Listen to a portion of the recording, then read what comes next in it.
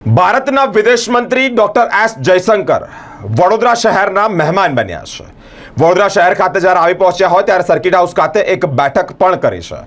Mayor, સાંસદ અને municipal કમિશનરની આગેવાનીમાં જ એક બેઠકનું આયોજન કરવામાં આવ્યું છે। એક ટૂંકું રોકાણ પણ કહી શકાય કે ટૂંકું રોકાણ વડોદરા શહેરમાં કર્યું છે।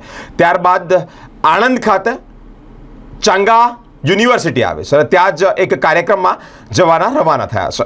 આજે જેઓ માનનીય વડાપ્રધાન નરેન્દ્રભાઈ મોદીજીના સૈનિક બની અને સમગ્ર વિશ્વમાં ભારતનો ડંકો વાગે એ માટેના સતત પ્રયત્નો કરી રહ્યા છે એવા વિદેશ મંત્રી શ્રી એસ જયશંકરજી સાથે તમામ પાર્ટીના પદાધિકારીઓ સાથે પ્રીતિભોજન થયું અને એની અંદર વડોદરાના વિવિધ પ્રશ્નો એને લઈને પણ ચર્ચા થઈ।